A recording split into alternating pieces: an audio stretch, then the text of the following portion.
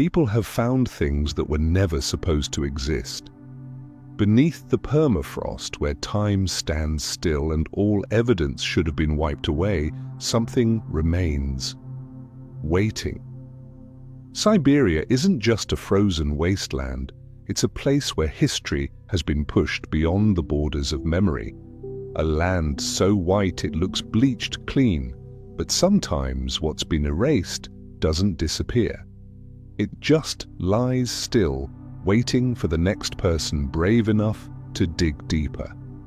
No light, no sound, just the sharp crack of ice beneath your feet and the creeping sense that something's not right. Lands too vast to be watched, forests too silent to feel natural, traces too ancient to belong to humankind. Some call it isolation, but in that silence something buried keeps whispering. No one really knows what it is, only that every time the ice melts, another fragment of memory surfaces. Not a memory of humanity, but maybe of something that came before us. Tonight we're not just looking at a map, we're looking at the fractures in the truth, the empty spaces history chose to ignore, because some questions can't be answered by science. And some places, like Siberia, hold answers no one dares to speak. You're listening to Bedtime History. And this is where silence begins to tell its story. If what we see is only the surface, then maybe Siberia has never truly been explored. Because the most terrifying thing about this land doesn't lie above ground, it's hidden underneath. And there's one place in particular where every step feels like you're walking over a buried memory, where time itself seems to have erased its presence to protect something. The locals call it by a name that sends chills down your spine: the Valley of Death. Tucked deep in the remote taiga forests of the Sakha Republic, near the Vilyui River, a place few dare to visit twice, the Valley of Death doesn't look like a wasteland in the usual sense. There are no dry bones, no snowy fields of sorrow. But there are stories so strange that even the government once stayed silent. Hunters came back with bizarre burns on their skin. Animals vanished without a trace. And strangest of all, massive metal structures, dome-shaped, said to be buried underground, with only their curved tops peeking out when the ice melts in summer. No one knows exactly what they are. Those who've touched them say they're unnaturally cold, as if they absorb no heat, no matter how hot the air gets. Some even claim to have heard faint humming sounds from deep beneath the ground, like metal ringing softly from somewhere far away. But then, they stop talking. Some experienced temporary memory loss. Others never returned. There are no official records of these metal domes, but there are scattered accounts, old ones, from 19th century Russian expeditions. They describe half-sphere objects, larger than houses, tilted in the ground like abandoned machines. One report described a dome as being made from a rustless alloy, impossible to break, impossible to cut. And that raises the obvious question: if modern technology still can't create something like that, who did? And when? Some theories suggest these are remnants of an ancient defense system, maybe energy weapons or interplanetary communication devices from a time before humans ever walked the Earth. Others go even further. They say this area was once a monitoring station for a civilization not from here. And those structures, they're not dormant, they're still working, quietly, deep below the surface. Whatever the truth may be, there's one thing everyone agrees on. The land around these domes isn't normal. Compasses go haywire, electronics glitch out. Plants grow twisted. It feels like you're standing on a crack in the world, where some hidden force is still pulsing beneath your feet. You can't see it, you can't touch it, but you can feel it. No one knows how many domes are still buried in the ice. Dozens? Hundreds? Or maybe they're just the visible tips of something far bigger, a massive underground network stretching across Siberia with only a few peaks showing through the thinning ice. Like the tips of a giant machine, asleep beneath the frost. And if Siberia really is sitting on something humanity has never known, then every map, every history, every belief about where we came from may have to be rewritten, but maybe that's exactly why this land was left to the snow and ice, not to preserve it, but to hide it. Whatever's buried beneath the cold earth, maybe it was never meant to be awakened. If in the Valley of Death people saw massive metal domes lying still beneath the frozen earth, then in Tunguska, all they heard was an explosion. They saw the flash, felt the pressure wave, and were left with questions no one could answer. No object, no crater, just an empty scar in the forest where 80 million trees were flattened outward, as if a giant hand had swept down from the sky. And it's that absence, the lack of clear evidence, that makes the Tunguska event one of the deepest cracks in our modern understanding of the world. Early in the morning on June 30th, 1908, deep in the wild forests near the Podkamanaya Tunguska River, a brilliant white-blue light streaked across the sky. Witnesses described it as a second sun blazing low over the horizon. Then suddenly a shock wave. The sound shattered the air like thunder, but it didn't come from the sky. It came from the ground. The blast wave traveled hundreds of kilometers. Train stations across Europe and Asia registered tremors equivalent to a magnitude 5 or 6 earthquake. And yet at ground zero, nothing. No impact site, just charred tree trunks still standing upright in the middle of a forest wiped clean, as if the explosion hadn't hit the earth at all, but came from beneath it. Since then, theories have poured in. A meteorite blast, a comet vaporized in the atmosphere, maybe even a lost ancient energy weapon, or worse, a technological accident from something not of this world. But none of the explanations add up. Why did polar lights appear hours before the blast? Why was no extraterrestrial material ever found? And why did the trees fall outward in a perfect radial pattern, as if something had exploded from the exact center of the forest with no visible source? During Stalin's era, some Soviet researchers quietly suggested that an ancient device buried deep underground may have detonated. Those reports quickly vanished from official archives, but rumors lived on. Whispers of a hidden network of structures or weapons buried in the Siberian permafrost, far older than any civilization we've ever known, perhaps linked to the very same metal domes once reported in the Valley of Death. And the questions only get stranger. Samples of soil and plant matter collected from the site show mild traces of radiation, just enough to be odd, but not enough to suggest a nuclear blast. So what kind of energy created a shockwave equal to 1,000 Hiroshima bombs? And if a meteor had vaporized mid-air, why wasn't there a telltale flash halo like we've seen in countless other impact events? Here's something even stranger. Hours before the explosion, the skies across Europe lit up with a strange glow. No sun, no moon. Yet from London to Moscow, people could read newspapers outside at midnight. Scientists chalked it up to atmospheric ice crystals, but the timing and scale of the phenomenon suggest otherwise. It was like a fog rolled in, not just over the land, but over the truth of Tunguska itself. Could the explosion have come not from the sky, but from something buried deep in the earth?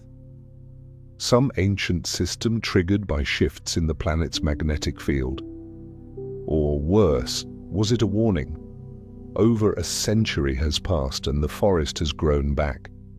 But in the blast's center, tree rings still show something isn't right. Some trees grew abnormally fast, others didn't grow at all for years, as if life itself there was still reacting to a wound that never healed. And if that's true, if Siberia wasn't just the victim of a natural disaster, but the source of something far more mysterious, then everything we're seeing today is just the surface, a surface resting above a force that's been dormant for far too long. And when it wakes, no one knows what comes next. But before that explosion shook the earth, there was a city round, just like the mark left behind in Tunguska, quietly resting in the southern plains. It didn't burn, it didn't explode, but somehow it vanished from every ancient map, a place some have called the Atlantis of Russia. And it may be that its very perfection is what made it disappear. Archaeum was discovered in 1987 when plans to build a reservoir accidentally revealed strange patterns beneath the earth. But it wasn't until archaeologists started digging that they realized this wasn't just some ancient structure. It was an entire city, designed in perfect concentric circles with 2 defensive walls, an underground drainage system, symmetrically laid out streets, and most astonishing of all, everything was aligned with precise astronomical points. Every corner of Archaeum seemed built to track the sun, the moon, the major constellations. Not a single stone was placed at random. Researchers began calling it a prehistoric astronomical observatory, so advanced it surpassed even civilizations we consider older. Though it's estimated to be around 4,000 years old, Archaeum shows a level of urban planning, mathematical precision, and cosmic awareness that even early Egypt or Mesopotamia would struggle to match. And then after a few centuries, it was abandoned. No signs of war, no fire, no plague. The inhabitants simply vanished, as if the city was never meant to be lived in, only built to fulfill a purpose, and once that was done, sealed off forever. What's even more mysterious is that Archaeum isn't alone. Scattered throughout the southern Ural Mountains and the edges of southern Siberia are dozens of similar circular structures, forming what's now known as the Archaeum Life Circle. Each ring is thought to play a specific role in some kind of ancient cosmological system. According to some theories, this region was the center of an ancient Aryan civilization whose belief system connected heaven and earth, matter and spirit, humans and the stars. And Archaeum? It may have been the energy focal point where spatial axes crossed and aligned. When Earth's energy grid maps are overlaid onto Archaeum's location, something strange shows up. It sits directly on a powerful intersection point, almost like a geographic chakra, where magnetic and electromagnetic energies converge. Maybe that's why locals have long avoided talking about this place or speak of it in hushed tones, as if it doesn't quite belong to this world. During the Soviet era, Archaeum was considered a sensitive site. Archaeological records weren't shared with the public for years. It wasn't until the 1990s that it was finally recognized as a cultural monument, but much of what matters most has still never been fully revealed. Some architectural blueprints have strange, erased annotations. Magnetic readings from the area remain inconsistent, and satellite images taken at sunset show strange light phenomena coming from the center of the city, even though there's no longer any activity there. If Archaeum really was an observatory or even an ancient energy hub, why wasn't it preserved? Why was so much about it made unclear, disconnected, confusing? Maybe because its sheer perfection is what made it dangerous, a circular city, balanced, with no signs of military or economic purpose, built solely for one thing, to align humans with the order of the universe. A kind of living device that the modern world just isn't ready to comprehend. Or maybe Archaeum was never truly lost. Maybe it was simply erased from history because it didn't fit the narrative history was willing to tell. And if we really are following the faint traces of a buried knowledge, then Archaeum might be the first gateway. A gateway not opened by hands but by thought, not leading us forward, but taking us back to the very beginning. After Archaeum, where ancient architectural perfection forces us to rethink the origins of human thought, the next step seems inevitable: to look at the beings who once walked these lands long before writing even existed. And deep inside a cave in the Altai Mountains lies a story modern humanity is only just beginning to hear: the Denisovans. In 2010, a tiny bone fragment, a child's fingertip, was found in Denisova Cave in Siberia, too small to raise any alarms in traditional archaeology. But when scientists ran its DNA through modern sequencing technology, everything changed. The genome didn't fully match Neanderthals. It wasn't Homo sapiens either. It was something else, something entirely new. A third branch of human being the history had forgotten. The Denisovans aren't myth, they were real. We have their DNA. We have a few fossil traces, though extremely rare. And strangely enough, their genetic fingerprint still lingers in modern humans, especially among populations in Melanesia, Southeast Asia, and even parts of East Asia. That means they didn't just exist, they lived, reproduced, intermingled, passed on their bloodline, but somehow left behind no history. As if their memory had been intentionally erased, raising the unsettling possibility that someone or something made sure of it. What came next out of Denisova Cave was even stranger. A massive molar, a skull fragment thicker than anything seen in modern humans. Tools crafted from bone and gemstones, some so precise they featured perfectly drilled holes in chlorite bracelets, a technique that today would require high-speed rotary tools. Which begs the question, who taught them to do that, or were they something entirely different? A controversial theory suggests the Denisovans weren't just an extinct cousin, but a physically advanced species, perhaps even cognitively superior.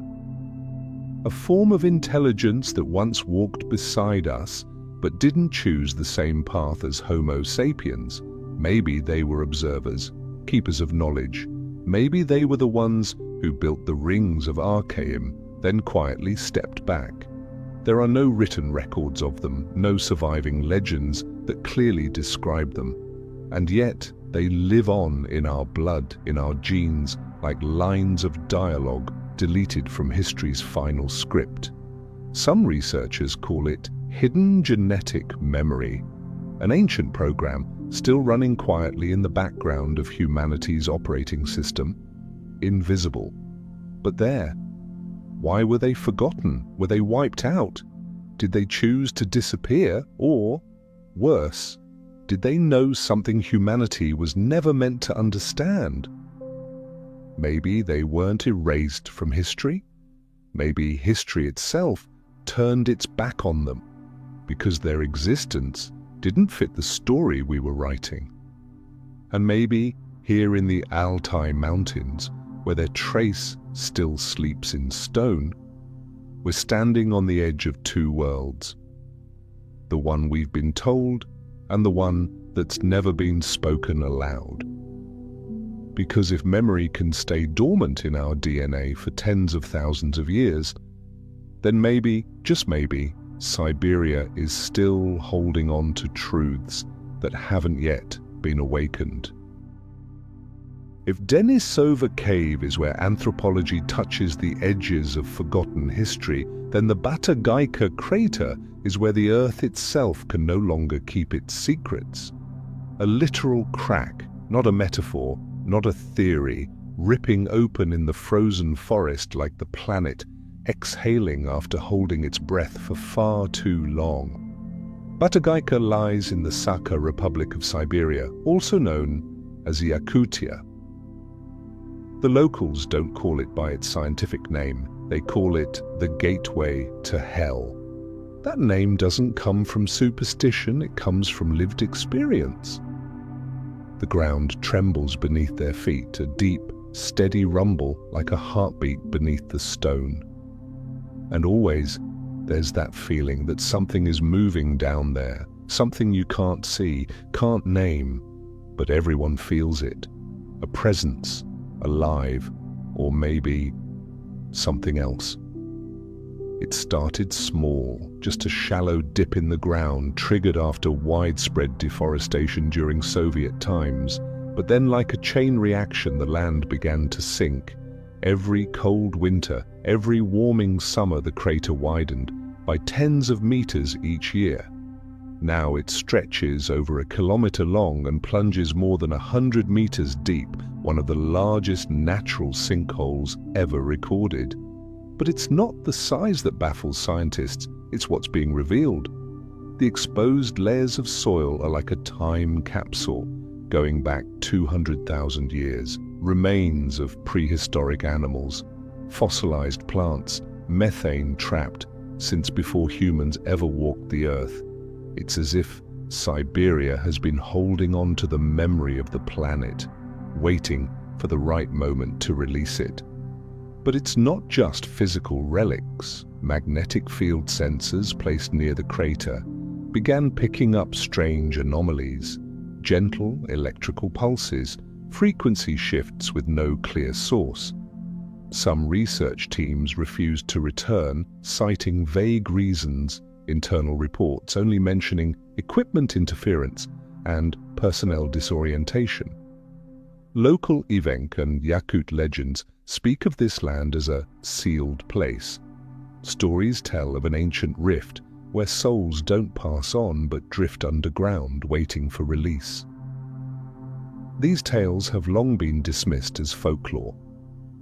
But when the earth itself begins to split open, maybe it's time to ask, were they telling stories or issuing warnings? A newer theory suggests Batagaika isn't just a result of climate change, but a reawakening of an ancient geological depression, perhaps caused by a massive impact or explosion, or even the collapse of some forgotten underground structure. An ancient engineering shaft? A tunnel station into the deep earth? Or something simpler? Something that's waking up? Whatever it is, Batagaika is growing, and nothing can stop it. Scientists call it a warning sign of extreme climate shifts, but the locals, they just shake their heads and say, "Oh, the air doesn't open the earth, something else opens the earth." Maybe what's opening isn't just the ground, but a deeper layer of perception. A layer humanity must face as the ice melts, as the structures of the present collapse and reveal what was buried long ago. And when physical gateways like Batagaika crack open, others, within our minds, within our history, within our understanding, won't stay shut for long either. And somewhere in those widening fissures, something familiar keeps showing up. Deep, perfectly round holes appearing suddenly in the earth, as if carved not by weather but by intelligence. Another sign on the growing map of things science still has no name for.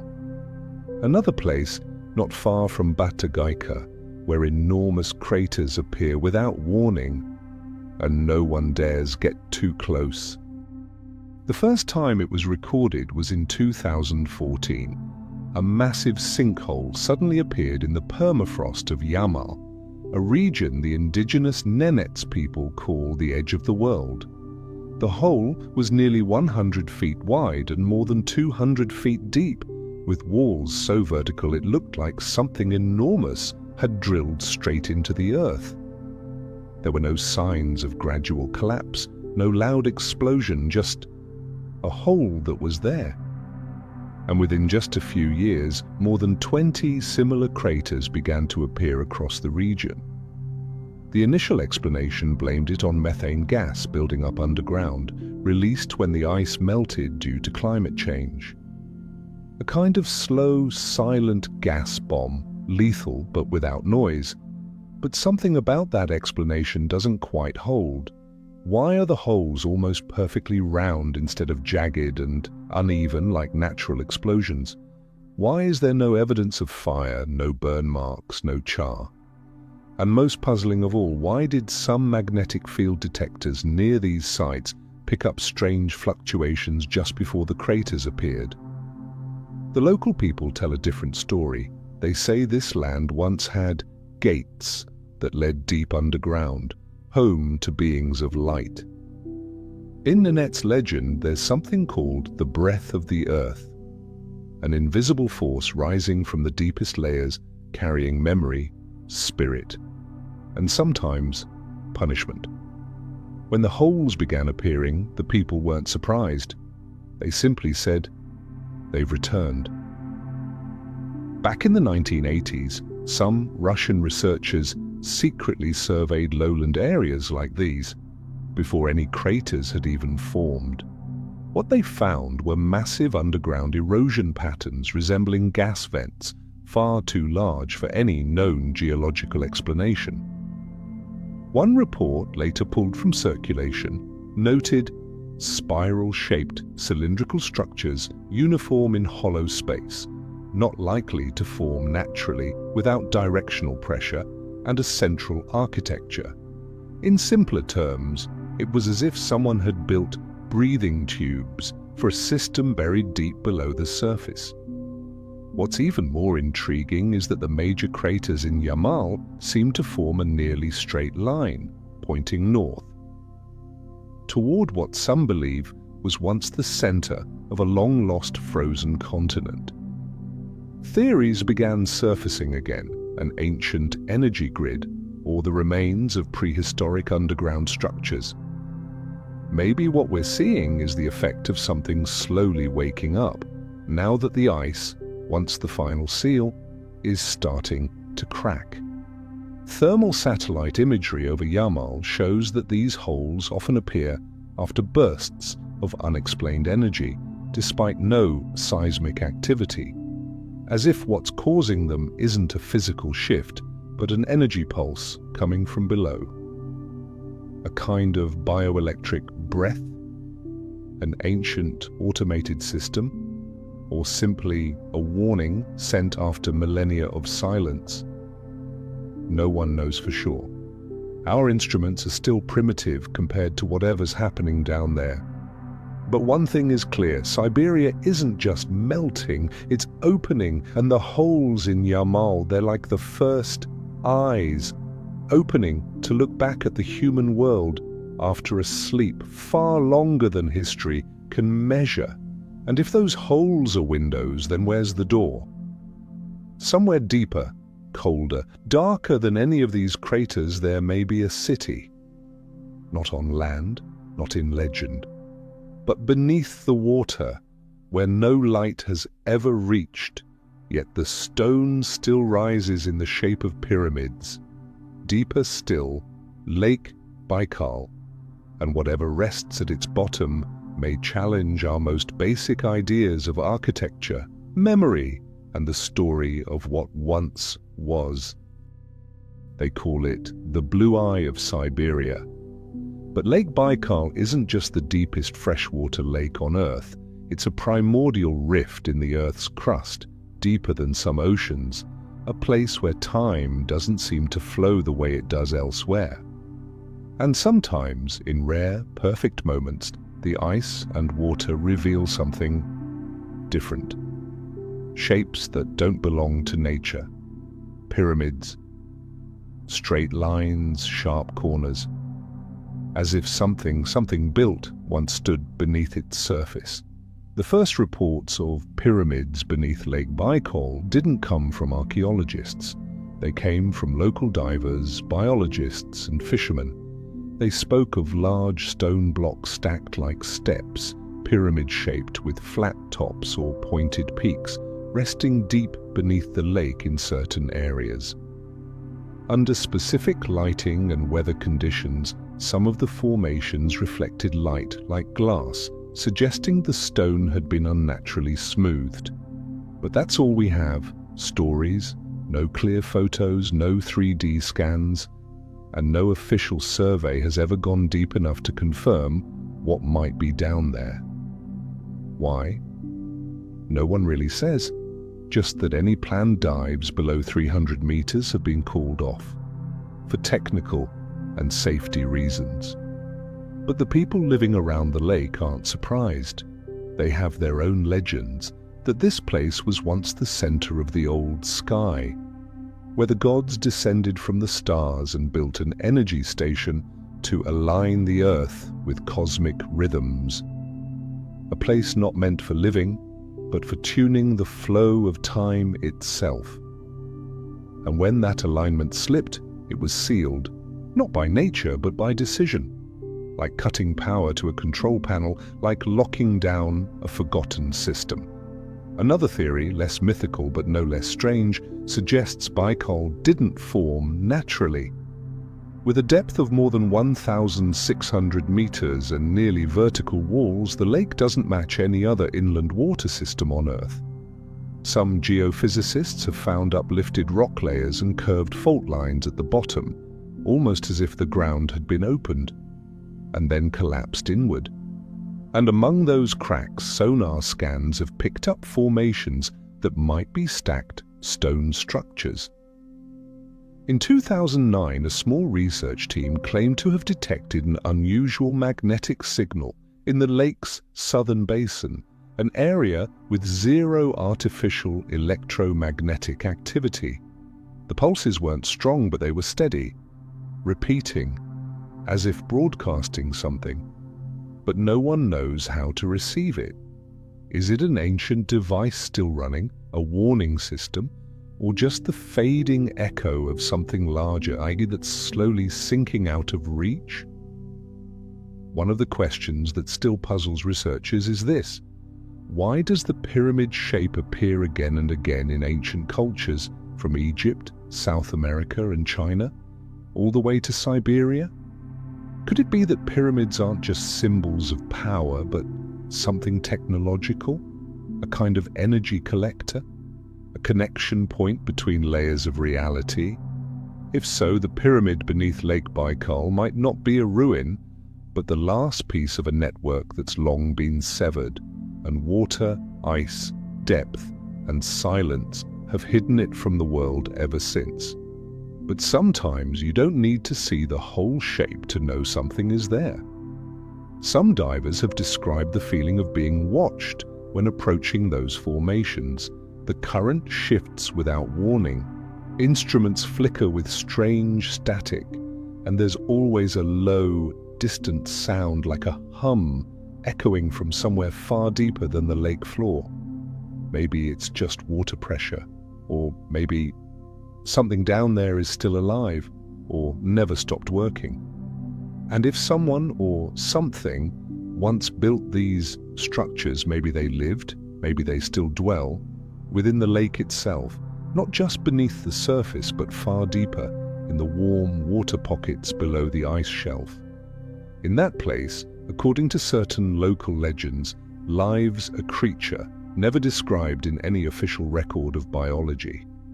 But the stories have been told for centuries of an eye moving in the dark, a form with no clear shape, an ancient monster of Baikal. Unlike the mythical beasts of the West, the monster here has no wings, breathes no fire, and never roars. It's as silent as the lake itself, yet people feel watched. The most experienced divers in Siberia all seem to have heard the same kinds of stories. A strange sensation of being pulled downward, even with no visible current. Sonar picking up massive moving objects, only for them to vanish without a trace. Voices echoing underwater, but never getting a reply. Some Soviet military reports from the 1980s even documented mysterious disappearances during training dives in Lake Baikal, cases where divers encountered unusually fast-moving objects measuring 20 to 30 feet long, unaffected by light, showing no aggression, but triggering intense physiological panic. There's no video, no recovered bodies, just stories. And those stories don't come from fantasists or thrill seekers. They come from soldiers, engineers, professional divers. People who don't scare easily and don't make up nonsense. They describe something pale and smooth, shaped like a long, seamless cylinder. No head, no fins, just a body that glides through the water like a single, fluid mass. Some even believe the creature can change color or blend into its surroundings like a kind of biological liquid the modern world hasn't yet identified. The native Buryat and Evenk peoples who've lived around the lake for generations have legends of Lusud Khan, the Lord of the Deep, a being that never fully reveals itself but shows up as sound, as dreams, or in the sudden swirl of a whirlpool. They don't fear it as a monster, they revere it as a guardian of the lake or perhaps its keeper. But it's this careful reverence that raises unsettling questions. If it's only a myth, why do they avoid fishing in certain areas even though the waters are teeming with fish? Why are some tiny islands declared off limits? No entry, no explanation. Some scientists have tried to ground the mystery in biology, suggesting the creature could be a massive undiscovered eel, a mutated catfish, or even the last survivor of an ancient reptilian species that made it through the Ice Age thanks to Baikal's depth and stable temperature layers. But with the lake plunging over 1,600 meters deep, and with its unusual thermal inversion layers of warm and cold water stacked like a vertical labyrinth, research becomes nearly impossible. Anything below 500 meters enters a realm with different pressure, magnetism, and microbial life. A realm we still don't fully understand. Then the questions get even stranger. If pyramidal structures really exist beneath Lake Baikal, could this creature be connected to them? Could it be more than an organism, perhaps part of a system?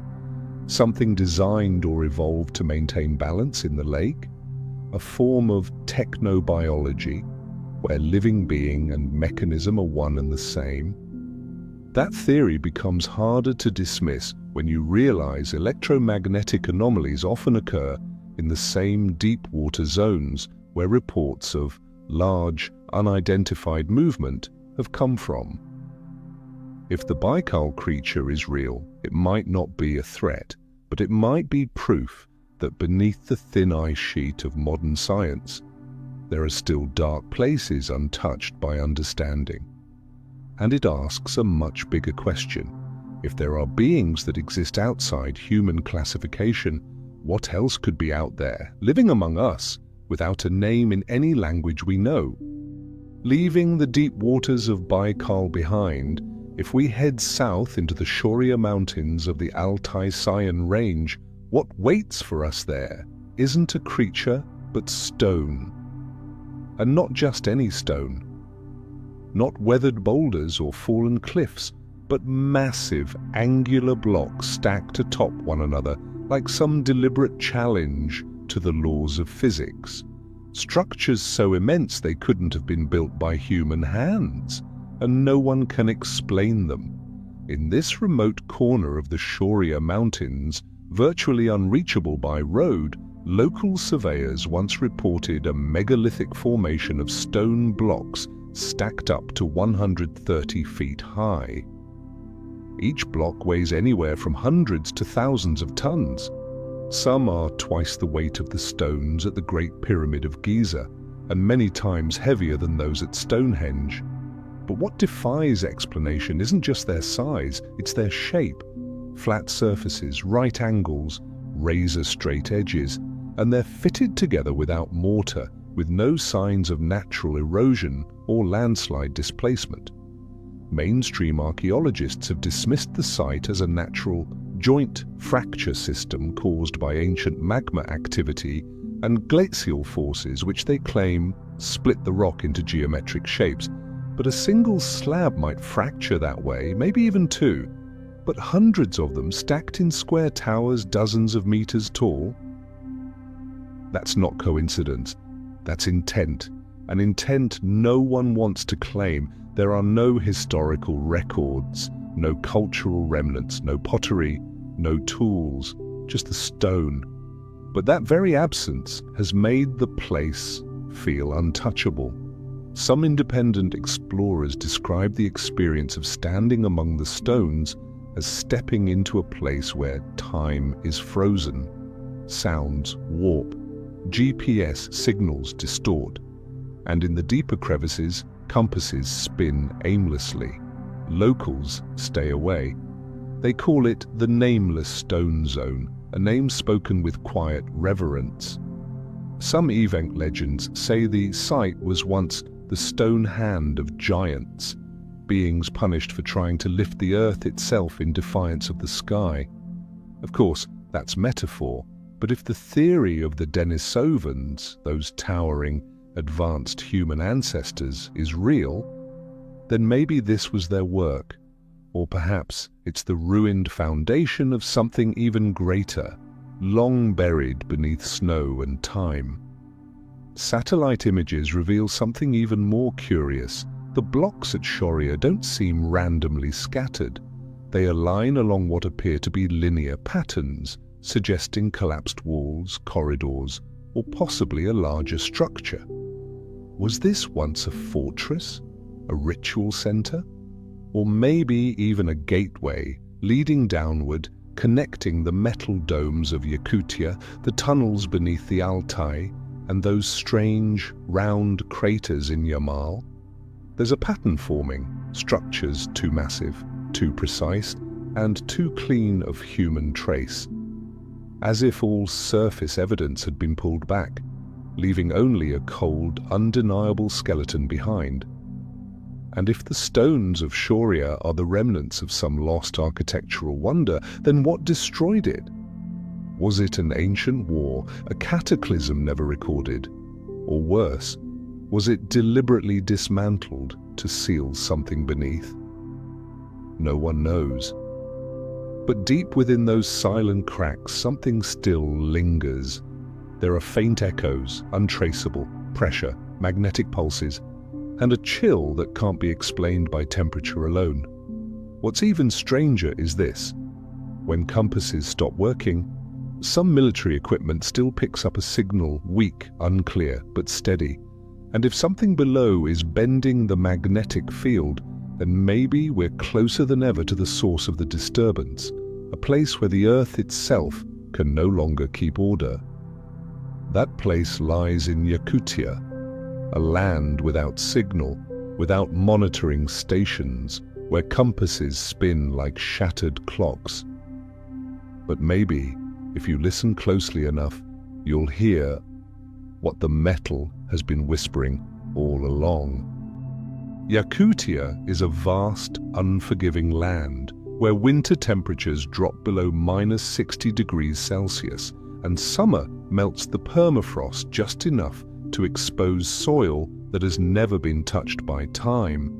But what makes this place extraordinary isn't the brutal climate, it's what hides in the blank spaces on the map, areas where no navigation system works. Civilian pilots call them grey zones, regions where compasses spin, GPS freezes, and radio signals drop out without warning. When they land, many report a strange, breathless sensation, as if something unseen is pulling the very air from their lungs. Early explanations blamed it on natural magnetic interference, iron-rich rocks, crustal instability, or the effects of the magnetic North Pole. But what puzzles scientists isn't the interference, it's the consistency. These magnetic anomalies always happened, in the same exact locations at the same strength year after year. And stranger still, many of these spots match up perfectly with ancient ruins, or with places mentioned in local legends as forbidden zones. In 1979, a Soviet geophysical team conducted a survey in a barren part of western Yakutia. What they recorded was an unusual electromagnetic pulse, what they called low-frequency disturbance. It didn't make a sound, but it affected the human nervous system. People experienced dizziness, disorientation, and in some cases even mild hallucinations. Shortly after, the project was shut down, equipment was recalled, reports were classified. The area? Never mentioned publicly again. But the reindeer herders who've lived in these parts for generations never needed instruments to know something was wrong. They avoid valleys where the sky always seems grayer than normal, where birds won't fly and grass grows in strange patchy clumps. Some say that on windless nights they've heard a deep mechanical hum beneath the ground, as if some massive engine is turning slowly. Not from the surface, but from far below. Some modern researchers have proposed a bold theory that beneath Yakutia's permafrost lies an ancient metallic structure, not quite a ship, not quite a building, but a colossal electromagnetic device that still operates, just barely. This could explain the persistent magnetic interference and even the altered mental states reported by those who come too close. Others draw a line back to the metal domes reported in the Valley of Death. The idea is that these devices aren't isolated, they're part of a network.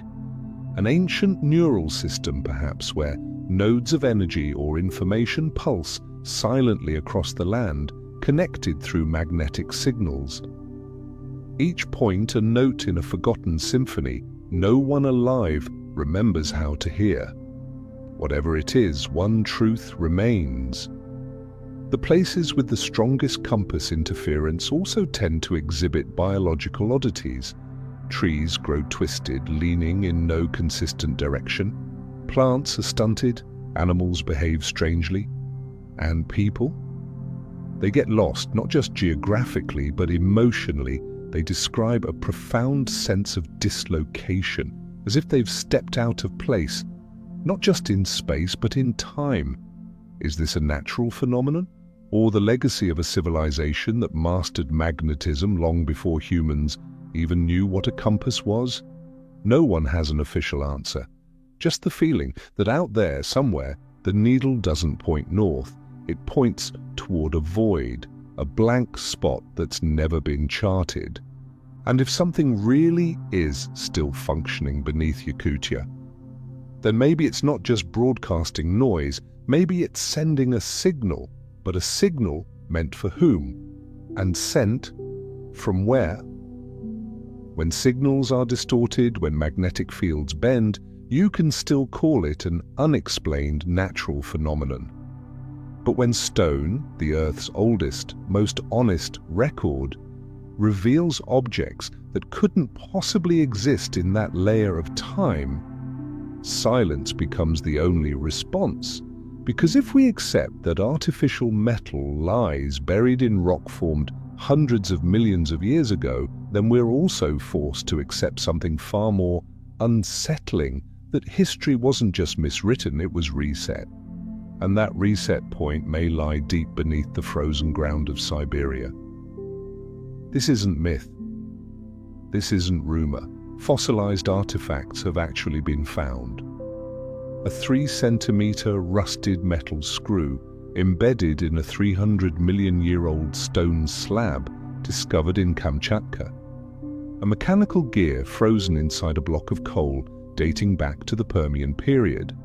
An aluminum-magnesium alloy pipe excavated in the Irkutsk region, buried in sedimentary rock so dense it shouldn't have been penetrable by anything softer than steel. Mainstream geologists have thrown out every argument they can. Archaeological contamination, modern forgery, misidentified samples. But when advanced analysis reveals alloy compositions that don't match any known industrial product, even those explanations begin to fall apart. What's more disturbing, some of these objects show signs of precision machining, flat cuts, spiral threads, features that seem straight off a modern assembly line, yet locked inside rock older than the dinosaurs. An internal report from Russia's Institute of Geophysical Sciences, circulated in 1996, included this statement: certain metallic objects are encased in deep mineral structures that cannot form in less than 100,000 years, with no viable geological mechanism to explain their presence. That report was never officially published. The artifacts no longer on public display. Some have been placed into storage for undisclosed reasons. These discoveries once made brief ripples in international media, but were quickly swallowed by silence, replaced with labels like out-of-place artifacts. A neutral term, neither denying nor confirming, just gently pushing the whole subject to the edge of awareness. But for those who study these cases closely, this isn't just a curiosity, this is a fracture in the timeline itself. Because if metal was machined hundreds of millions of years ago, there are only two options. Either human technological history stretches back into an unthinkably distant past, or other hands, not human ones, once existed, once built, and then vanished, leaving behind these fragments like a final whisper. There's even a theory that these fossilized artifacts are remnants of a civilization wiped out by a planet-scale disaster, a great flood, a pole shift, or perhaps even an ancient war using weapons we've never rediscovered. Screws, gears, pipes, they might be the last bits of a massive underground system, most of which has been crushed by time, rock, and ice. But a few pieces, stubbornly preserved like a message time couldn't erase. It's like walking through the fossilized ruins of an ancient factory. Everything turned to stone, but still holding its form. Still waiting, in a sense, to be powered back on. What chills researchers the most, though, is that some of these fossilized objects appear damaged, not by nature, but by deliberate force, fractured symmetrically as if disabled, as if someone didn't want them to work again, or worse, was afraid that they might. After the fossilized artifacts, after the mechanical fragments locked inside prehistoric stone, the question becomes harder to ignore. If those objects were once part of a system, then where's the rest of it? What powered them? What kept them running? The answer might lie in one of the most isolated places on Earth, the Putarana Plateau, a desolate region where stone towers rise like forgotten antennas, without a known origin, without a known purpose, or at least not a purpose we're ready to admit. Putarana is a vast maze of ancient basalt, believed to have formed from volcanic activity hundreds of millions of years ago. But something about it doesn't fit standard geological models. In parts of the plateau with no roads, no access, researchers have documented clusters of pillar-like rock formations, towering between 15 to 50 feet tall, each with an eerily consistent diameter and a surface that's strangely smooth. They don't appear to have formed naturally, they're not anchored to the surrounding bedrock. They look like they've been placed intentionally, either standing alone or grouped in threes and fives, often aligned with local magnetic anomaly points. Limited geophysical surveys have detected faint magnetic disturbances at the base of these columns. The frequencies are low but steady, as if the pillars are quietly emitting some form of energy. They don't glow, they don't vibrate. But sensors show interference when brought near. And curiously, life in the region, as scarce as it is, behaves strangely. Birds circle the area in looping patterns. Grass leans in the same direction. Animal decomposition is noticeably slower than in surrounding zones. One semi-official theory calls these formations erosion-resistant volcanic plugs, ancient magma channels exposed unevenly over time. But if that's true, why are they all so uniform? Why are their edges so sharp, their surfaces so untouched by erosion or sediment layering? And why do they only appear in spots with electromagnetic irregularities? The locals don't offer explanations, they just stay away. In the Dolgan and Evenk languages, these places are called the silent pillars or the still-standing ones. The belief is that long ago, the old ones used them to call the sky. Not with words, but with energy. A ritual so ancient, no one remembers how it worked. But its form lives on, in stone. Mainstream archaeology has never published official studies on the Putarana pillars, partly because the region is so remote, and partly because no one wants to name something that doesn't fit into a category. Because if these are artificial, who built them? And why build them here, in a frozen wasteland where no one lives, no one travels? Maybe that's the reason. A place where no one would interfere. A place where a signal could be sent, undisturbed. One independent research team once directed a radio pulse at one of the larger pillars. What they received back wasn't clear, but it wasn't noise, it was a repeated signal. Simple pulses repeated 4 times, then silence. There's no explanation. The equipment could have glitched. Or maybe the pulse was just bouncing off the rock. But here's the strange part. That has never happened with any other type of stone. Some believe these are ancient energy transmitters, towers designed to receive and emit frequencies that stabilize magnetic fields, or maintain a network we haven't yet identified. Could they be linked to the metal domes reported in the Valley of Death? Or are they central nodes in a buried system, each one a note in a map only the Earth knows how to read? No one can say. But one thing is clear, these don't look like natural formations. They look like remnants of a blueprint, fossilized devices, whispers of forgotten technology, encoded in the oldest material of all. The stone towers of the Putarana Plateau aren't just geological anomalies, they raise a much larger question. What if they're part of a forgotten system of orientation, one where placement, shape, and electromagnetic activity were all meticulously calculated? If an intentional energy grid once spanned ancient Siberia, then Putarana may be just one node in a far greater design, a map where energy centers align not by geography, but by cosmic and spatial axes. Within that framework, one location stands out, Mount Belukha, the highest peak in the Altai Mountains. And strangely, ancient tradition, modern geomagnetic surveys, and even paleogeographic data all agree on one thing. This place is not just a physical high point, it's a convergence zone, a calm in the storm of energy fields. While the pillars of Putarana show periodic emission, Belukha is something else entirely.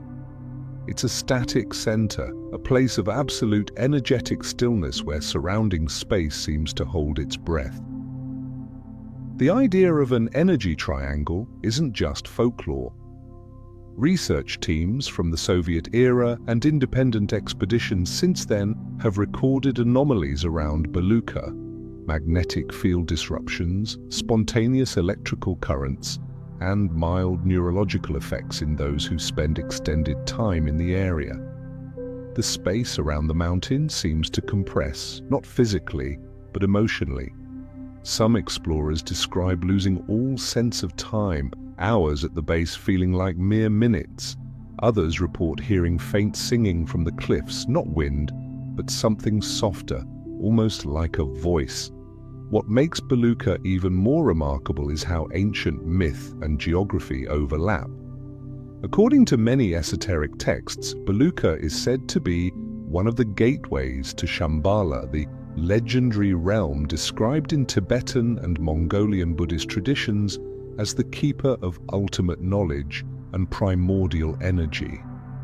And as it happens, the Altai Mountains, home to Belukha, sit right at the crossroads of ancient trade routes, prehistoric migration paths, and even modern geomagnetic energy lines. Western mystics in the 20th century referred to Belukha as one of Earth's chakras, a spiritual energy center where knowledge isn't spoken but felt. The rivers flowing from the glacier are believed to carry a living frequency, said to influence the molecular structure of those who drink it. In fact, experiments have shown water from Belukha's ice contains strange structural oscillations not found in other glacial sources. It's not the water that's different, it's the mountain that births it. And it raises a deeper question. Why do sacred sites across the ancient world, Egyptian pyramids, Angkor Wat, Stonehenge, all sit at magnetic intersection points? And why does Belukha follow this same pattern yet has never been formally recognized as a man-made structure? Maybe because it isn't man-made, maybe it's natural and but chosen, or shaped in a time when architecture didn't separate humanity from nature. Belukha has no stone walls, no carved monuments, but around its base, small stone towers have been built, spiraling or forming circles. In some places, if you stand just right at night, the North Star aligns perfectly with the peak. That's not coincidence, that's a signal, not a path outward, but inward. Not a destination, but a connection. And maybe that's why Belukha is always accompanied by quiet warnings. This isn't a place for just anyone. Not everyone is meant to stay. Over the years, some have disappeared here, archaeologists, geophysicists, climbers. A few returned, changed, not wounded, but with eyes that seemed to be staring at something far beyond this world. From the summit of Belukha, Siberia stretches out like an endless white sea. But perhaps beneath that silent frost lies a world more radiant than memory itself. When every myth points north, when the ancient Greeks spoke of a land of light where the sun never set, when Indian scriptures described immortal realms near the pole, when Tibetan monks told of Shambhala and Mongolian shamans whispered about Ulam Daga. These voices, seemingly scattered across civilizations, may all be sketching the outline of a lost continent erased from every map. Hyperborea. Hyperborea isn't a modern invention. It dates back to the 5th century BCE, mentioned by Herodotus, celebrated in Pindar's poetry, and shown on ancient maps now locked away in the Vatican. The Greeks believed Hyperborea lay at the far north, a place where people lived for thousands of years without war or illness, where music echoed through the air, and civilization lived in harmony with the rhythm of the cosmos. But strangely, though the Greeks never reached Siberia, what they described matches perfectly with the energy patterns around Belukha, the submerged pyramidal shapes in Lake Baikal, and the ancient stone circles scattered across the cold expanse. Could it be that Hyperborea isn't fantasy, but memory? Not a location, but a frequency. A kind of knowledge that once existed but could never be written down, only felt through vibration and geometry. In the 20th century, several researchers tried to pinpoint the true location of Hyperborea. Using the Piri-Reis map and forbidden ancient records, they all zeroed in on the same region. Northern Siberia, around the Kara Sea, the Taimyr Peninsula, and the far northern edge of the Verkhoyansk Range. They claimed this area was once the heart of a forgotten continent, long before the ice buried its cities, turned temples to stone, and memory into myth. But some clues remain. Satellite images near the Arctic show faint, linear patterns beneath the snow, traces of architecture. Magnetic surveys detect anomalies resembling those found in ancient energy zones. And more curiously, ice core samples from the region reveal that it once had a temperate climate where plants thrived and crops could grow. So what happened? A polar shift? A cataclysmic war? Or a decision to seal it all away? One radical theory suggests Hyperborea wasn't just a civilization, it was a central station in a global network. One node among others like Atlantis, Lemuria and Mu. A living crystal grid with Siberia as both the outermost and innermost point. And when that network collapsed, Hyperborea didn't fall to enemies, it was sealed by its own people. They didn't flee, they became part of the system. They became the geography, the rock, the magnetic field. And today you can only sense them when you're tuned to the right frequency. A mountaintop, a stone circle, that strange vibration in your chest when the compass begins to spin. It's no coincidence that so many Soviet expeditions to the high Arctic were cancelled or vanished. Records sealed. Flight routes over the North Pole adjusted. Whole regions still marked geologically inaccessible, with no clear climatic or security explanation. As if something is sleeping, a machine, a consciousness, or maybe just a memory too vast to contain. Some believe Hyperborea never really disappeared, it just shifted into another state. One we can no longer reach because our language has changed, our heartbeat has changed, our frequency is off. And maybe that's why every effort to find it has failed, because we're looking with our eyes when we should be listening with resonance. If Hyperborea is Earth's sealed-off memory, then Mamayev is where that memory begins to fracture, not in myth, not in invisible energy, but in something physical. Bones, skulls and footprints far too large to be ignored, and for that very reason they had to be denied. Because what happens when a human skeleton over 3 meters tall is unearthed in the Siberian wilderness? Not once, not by amateurs, but by professional survey teams with formal equipment and systematic records? The answer, nothing. Because every one of those records, once existent, vanished. And the name Mamayev, once a major archaeological hotspot during the Soviet era, disappeared entirely from official maps. Today, Mamayev Kurgan is best known for the towering Motherland Calls statue in Volgograd. But few know that during the excavation to lay its foundation in the late 1950s, workers uncovered massive stone slabs deep underground, along with human bones that didn't match any known species. A femur over 120 centimeters long. A skull twice the volume of a modern human's, with a vertical forehead and suture lines unfamiliar to any known hominin. These remains were immediately transferred to a scientific team at the Soviet Institute of Anthropology. But within months, all reports were pulled, the artifacts disappeared, and every scientist involved was reassigned to unrelated fields. One geological engineer, according to his son's later account, secretly kept a fragment of bone. After the fall of the USSR, it was analyzed. The results were stunning: bone density far beyond human norms, collagen traces suggesting a living height of up to 3.4 meters, and most strikingly, calcification patterns indicating exposure to extreme pressure or heat. No official explanation was ever given, but independent researchers began to speak up.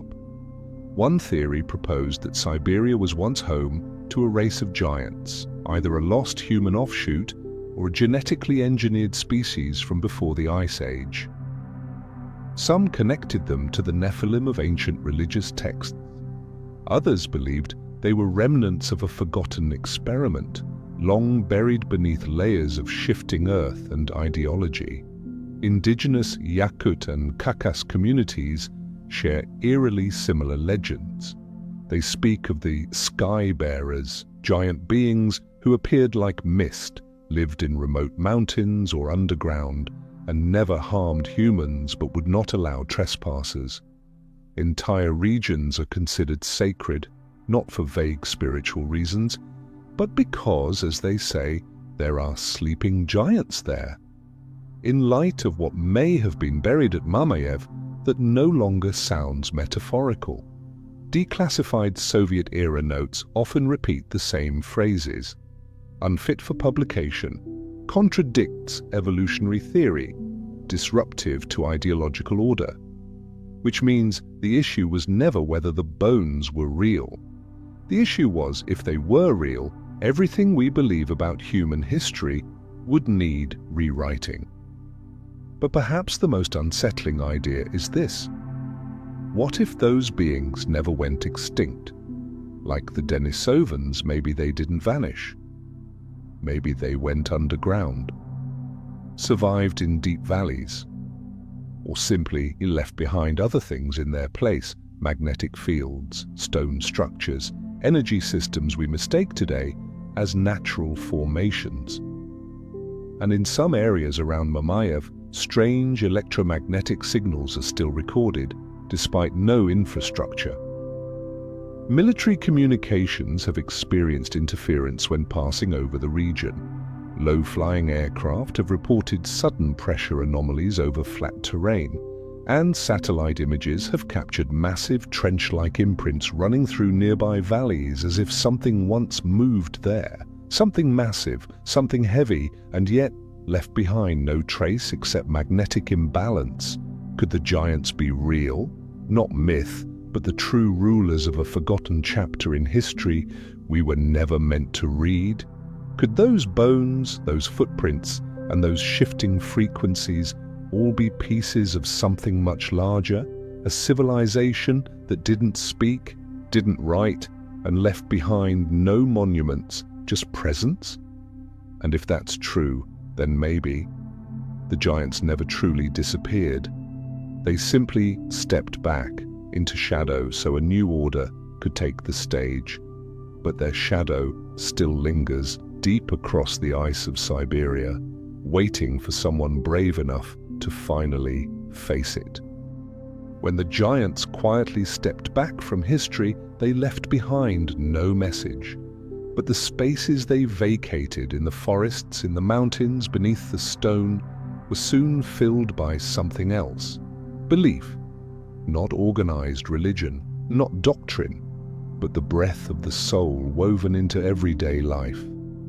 And in the frozen lands of Siberia, where death and life are separated by a single veil of mist, no people have kept that belief more faithfully than the Evenk, a nomadic people of the taiga, who see the forest not just as home, but as the border between two worlds. To the Evenk, the world isn't singular. Every mountain, river, and great stone has a spirit, not metaphorically, but truly. They believe there are gateways, usually found in places where the earth suddenly drops, where lakes are impossibly deep, or where the wind never passes through mountain clefts. These aren't just sacred places. They're thin places where the veil between realms is so sheer that a soul can slip through. They call that realm Buga, not just the afterlife, but a parallel reality. A place where the spirits of ancestors continue to live, but also where unnamed beings are born. Every Evenk shaman, spiritual travelers who enter trance states, must learn how to walk through the forest without losing their way. But what they walk through isn't trees, it's the second layer of reality. One of the oldest Evenk rites is the three-level journey: the middle world, the lower world and the upper. In dreams, they speak of strange travels where they meet eyeless ancestors who speak in images, or beings of light that make sound without speech. Certain places are believed to be entry points, so potent that even locals won't stay past sunset. Not because of demons, but because of fear they might forget the way back. And strangely, many of these so-called gateways correspond with geological and electromagnetic anomalies noted by modern scientists, places where compasses spin, radios crackle, and animals flee without cause. While researchers debate data, the event just shrug and say, "That's not our place." There are Soviet-era records of evenk shamans being invited to participate in geological or military expeditions in the far north. Some refused, not for political reasons, but because they didn't want to reopen the old roads. Maybe they saw something modern instruments could not. A few told stories of hearing voices in the stone, no words, just rhythm. A deep, drum-like sound from beneath the earth, and sometimes it sounded like breathing, as if something were asleep or waking. Modern science calls it auditory hallucination. But if generations hear the same hallucination, is it still imaginary? In the 19th century, European mystics described Siberia as the spiritual gateway of the continent, not because it was sacred, but because it was empty. Empty enough for another world to touch this one. In that vast silence where physics yields to perception, maybe all religion began not with sermons but with stillness, where a strange bird call, a sudden drop in fog, or a feeling that doesn't belong to your body becomes a message. Maybe in the places where giants once walked, all that remains now is the breath of spirit. And the evenk, who built no temples, wrote no books and formed no sects, still carry that ancient rhythm. In their drums, in their chants, and in their sacred silence. But the most haunting stories are those of the shamans who never returned. Not because they died, but because they went too far. Some who came back spoke of lands without snow, of glowing architecture, of beings without form, places where they were only visitors. So maybe their beliefs aren't just mythic remnants. Maybe they're fragments of a knowledge system that once ran parallel to the ancient civilizations, Hyperborea, Atlantis, Lemuria, where layers of reality weren't divided by reason but flowed like a bloodstream. And if that's true, then maybe the gate is still open, not by map, not by GPS, but by the only instrument humans have yet to measure: consciousness. And in the place where the boundary between life and death, real and unreal, spirit and matter, is thinnest, someone once found a perfectly preserved body buried in the ice for 2,500 years. Strange tattoos, a serene expression, eyes gently closed, like someone dreaming of a world that never truly left. An ice mummy, a woman, and maybe a shaman, one whom time has yet to touch. In 1993, on the Ukok Plateau, where Russia, China and Mongolia converge, a team of archaeologists led by Natalia Polosmak uncovered an ancient Pazyryk burial site. Buried deep within the permafrost was the nearly intact body of a woman, wrapped in ancient linen and fur, surrounded by strange burial items. But what stunned the world wasn't just the state of preservation, it was the quiet presence of something no one could explain. The body, over 2,500 years old, still held her facial expression, her hair, her fingernails, and most striking of all, tattoos along her shoulders, arms and fingers. Intricate designs of beings, half animal, half divine, marked with symbols that resembled ancient script or energy diagrams. Experts in sacred geometry suggested the tattoos weren't decorative. They were encoded, a kind of energy map, or symbols meant to protect the consciousness in the afterlife.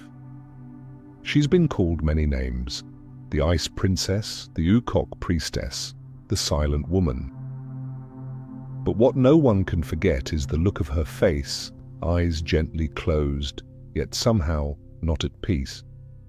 Not melted, as if she hadn't died, but merely gone to sleep. As if she was part of a ritual so advanced, modern humans no longer have a word for it. Her body showed no decay, no disease, no signs of trauma. But her burial was unusual, not placed in the typical Pazyryk noble fashion, but isolated, offset, almost like a forbidden zone. And when her remains were removed from Ukok for study, a series of strange phenomena followed: sudden snowstorms, tremors across the Altai, a region normally quiet on the seismic map. Many locals believe her removal was a grave mistake, that her body wasn't meant for research, but for guardianship, a living seal. Altai elders pleaded for her return. They held prayer ceremonies, apologies. They believed she wasn't just a woman, but a bridge between worlds, a being capable of maintaining balance between realities, a consciousness traveler of the ancient world, one who could walk between life and death as ritual. And her mummy was the silent reminder that the boundaries between dimensions are thinner than we think. Years later, when her body was scanned with advanced imaging, scientists discovered she had suffered from a serious illness. But instead of physical deterioration, her body had been preserved in a state of serenity. It raised unsettling questions. Did she die from disease, or did she choose to leave the material world before the illness could claim her? Was her death a ritual, a release, or a kind of transformation we no longer understand? Some scholars believe she wasn't alone, that she was one of the chosen individuals with rare genetics or knowledge laid to rest at planetary energy nodes to keep Earth's energetic grid from collapsing, a kind of living anchor between planes of reality. And if the tattoos on her skin are maps, then perhaps they don't lead to treasure. They lead somewhere else, to the snow-covered stone statues standing silently in the wilderness. No faces, no eyes, just meditative forms waiting, as if they too are listening for a summons the world has long forgotten. Hundreds of stone statues like these have been found scattered across southern Siberia, especially in the republics of Tuva, Altai, and Khakassia. Some are so worn by wind that their forms are barely recognizable. But others still carry sharp, haunting expressions, half-closed eyes, hands resting calmly at the waist, bodies upright with an aura of meditation or guardianship. Some statues are under a meter tall, others stand over 2, but none bear names, and no archaeological record fully explains who they were, what era they belong to, or why they're there at all. Archaeologists have suggested they date back to the late Bronze Age or early Iron Age, possibly linked to the Okunev, Tagar, or Scythian cultures. But none of those cultures left behind human statues on this scale, and no one can explain why these statues, found across vast, isolated regions, share such an eerily uniform appearance. They don't look like the products of diverse tribal beliefs. They resemble ritual modules, a kind of repeating template, made for a purpose modern language no longer has the tools to describe. Some theories call them ancestral effigies, but if so, where are the names, the tribal markings? And why do most of them face the same direction, north or northwest, Are they watching something, guarding something, facing a gate that no longer exists? Tuva legends speak of those who do not decay, not the living, not the dead, but living memories preserved in stone to guard the balance between realms. Each statue, they say, is a sealed doorway, a kind of lock, not made to commemorate, but to contain. And when one of these statues is disturbed, they say the land itself will begin to breathe again. A strange phrase, but haunting, as if the earth once spoke and had to be silenced. Some modern mystics compare these statues to the Moai of Easter Island, meditative expressions, forward-facing gazes, absolute silence. But the Moai have names, culture, oral history. The Siberian statues have none of that. It's as if they weren't built to be remembered, but to be forgotten. And what disturbs researchers most isn't just their presence, it's how they react to modern tools. Magnetic readings around some statues show unexpected fluctuations, as if something more complex than stone lies buried beneath the permafrost. Infrared photography taken at night has recorded faint heat emissions from some statues, even when there's no visible energy source. But strangest of all are the statues that have disappeared.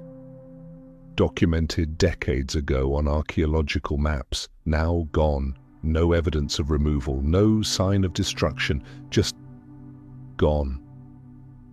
That absence in its own way feels like part of something bigger, as if the statues weren't just artifact, but part of a larger mechanism quietly at work. They don't need worshippers, they don't need light, they don't even need to be known. All they seem to require is time. Time enough to hold still, like invisible anchors stabilizing something beyond human understanding. And perhaps that's why the question has begun to shift. Maybe these statues aren't remnants of history, maybe they're indicators, surface clues to a deeper, untouched layer of time. Because not far from this very region, there is a vast stretch of south-central Siberia that appears on no official maps, but is constantly whispered about in local lore. The indigenous peoples speak of it softly, as if remembering something older than memory. They call it the land where memories return. Those who've set foot in that place all return with strangely similar stories. They say that if you stand there long enough, on a windless afternoon, in the middle of that silent, snow-covered wilderness, you'll eventually feel a subtle tremor pass through your mind. Not a sound, but a quiet stirring, as if something buried deep in the unconscious has been quietly awakened. And the terrifying part is that memory doesn't belong to your current life. You can't name it, but it feels disturbingly familiar, as if a part of you once stood in that very spot in a time long buried by history. It sounds like superstition, but over time, more and more people have visited this strange place and returned with experiences they can't explain, yet also can't deny. They speak of recurring dreams, eerie and vivid, of images with no identifiable source, etched into memory like fragments of something long sealed away. Some say they've walked forest paths they've never visited before. Others claim they've lived there, despite never having left Europe. The strangeness doesn't stop with memory. Even the landscape is unsettling. Trees twisted into spiral arches like gateways, forest patches that grow in perfect symmetry, too precise to be natural, as if someone or something designed them for a purpose we no longer understand. Modern science calls it false memory, induced recollection, or suggestibility in unfamiliar environments. But is it really illusion when people from different cultures, languages, and beliefs all dream of the same architecture, the same symbols, the same overwhelming feeling of returning to a place their brain can't name, but their body instantly recognizes as home? A French psychologist once conducted an informal, unpublished experiment. He brought 20 volunteers, none of whom had any prior knowledge of Siberia, to this region. He divided them into groups, cut off communication, and left them for 3 days. When he collected their dream logs, 14 participants reported visions of circular stone spaces, lights rising from beneath the ground, and the eerie sensation of being called by a voice that made no sound. One participant dreamed of dying but felt no fear. Only transformation, like shedding an old shell of the soul. Each dream a cryptic fragment. But together, they resembled a map. A map back to something that might just be a past life. The Evek people have an ancient word with no exact translation, delunna, which roughly means memory that comes from the earth. They believe certain places carry not their own memories, but the lingering presence of souls who once lived there and moved on. When a person with the right frequency draws near, the memory reactivates, like a natural resonance. No one chooses it. No one can resist it. Some esoteric theorists believe Siberia was once a vault, not of books or carvings, but of living knowledge, stored not in stone, but in sensation, in emotional codes, each memory embedded in the Earth's layers as energy, only unlocking when someone tuned just right walks through. The memory doesn't come from within us, it comes from the ground. But when the ground speaks, it sounds like your own voice. Some who've returned from that land report a lingering disorientation, not of geography, but of identity. One German businessman wrote, "I wasn't sure who I was for a week afterward. I didn't recognize my own face in the mirror, but I remembered the smell of wet wood from a place I've never lived. I remembered a path between 2 stones, and I remembered my name, in a language that wasn't German. Was it a psychological disturbance? Maybe. But when many people suffer the same disturbance in the same place, maybe it's not a flaw in the mind, maybe it's a collective reaction to something still alive, still stirring, in the deep, silent heart of Siberia. When Siberia stirs hazy memories of places never visited, names never learned, and structures never seen, it's no longer just emotion. It may be the echo of an event. Not from human history, but from before history began. And among the Evenk, like many other indigenous peoples of the north, there exists a strange legend, one not tied to ancestors, forest spirits, or river souls, but to something beyond all known categories, the gods of steel, beings from the sky, not born, not aged, they simply arrived.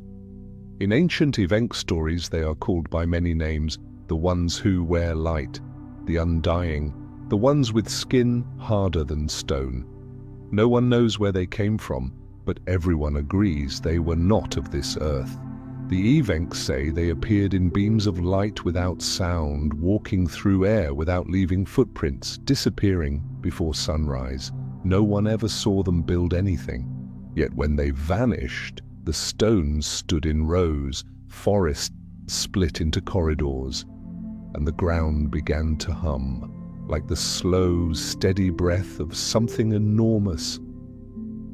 The strangest of these stories comes from Verkhoyansk, one of the coldest places on earth, yet burning with the heat of myth. There, the people speak of a dream passed through generations. Every lifetime, only one person in the village dreams of the man of metal. He does not speak, does not touch. He simply stands, glowing softly like moonlight. And afterward, the dreamer changes. They begin to say things they don't understand. They draw symbols no one taught them. And sometimes, they walk into the mountains and never come back. Modern science would call this collective psychology, cultural memory, or the result of living in extreme environments. But how do we explain this? That these men of steel are described with uncanny similarity in Sumerian texts, in Egyptian carvings, in the star maps of the Dogon people in West Africa, and even in the Nazca lines of South America. All speak of beings from the sky, bearers of knowledge, immortal, with bodies that shine or are made of metal. Some fringe scholars call this the ancient astronaut theory, that extraterrestrials visited Earth tens of thousands of years ago, seeded wisdom, influenced evolution, and left.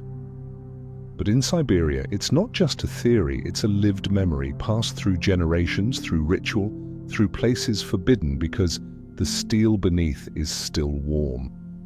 And perhaps it's no coincidence that many locations tied to the legends of the sky gods overlap with sites of buried metal domes, electromagnetic anomalies like those in Yakutia, and even fossilized artifacts that show laser-like incisions on ancient alloys.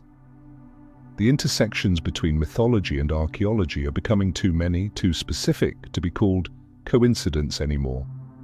Fragments found in Siberia, strange metal alloys, polished spheres trapped in ancient ice, have all shown crystal structures that are clearly artificial, not shaped by nature. An internal report once presented at a Russian Academy of Sciences technical conference quietly stated, "Several samples display physical properties that cannot yet be replicated by modern techniques."